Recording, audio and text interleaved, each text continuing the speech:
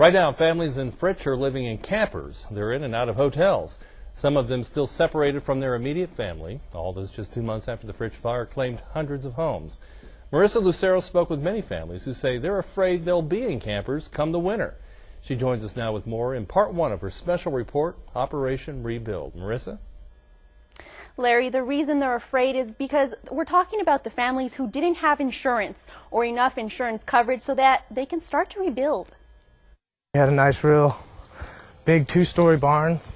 26-year-old Chris Ellison owned what used to be a home off 119 Crown Drive, but like many residents now in Fritch, he comes home to this. And I got 30 minutes to grab my dogs and start watering my house down to see, just to be safe.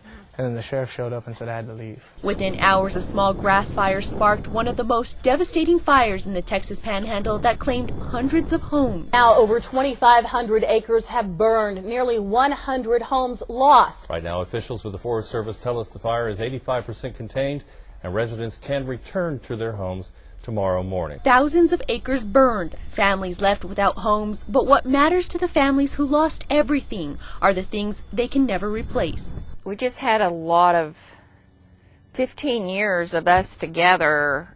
BMW bike that had been all over the country. This was a 3-car garage right here. The Fritch fire burned everything in its sight from the ground up, leaving nothing behind but ash and memories. Yeah, I even had rental property out here, 3 mobile homes. And days after only caused more confusion and worry for those who lost their homes. It'll never go back the same as it was, but we can start.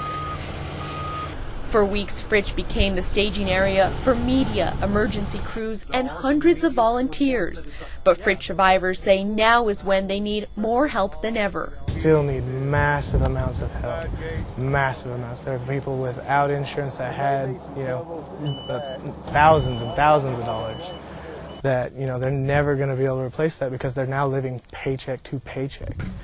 And it's just, how are you going to build lumber when you still have to eat and pay the bills just to live in a camper? And tomorrow in part 2 of Operation Rebuild, we'll take a look at a group of volunteers, some of them who are even from out of state, who are doing everything they can to help these families. I'm Marissa Lucero, Pronews 7.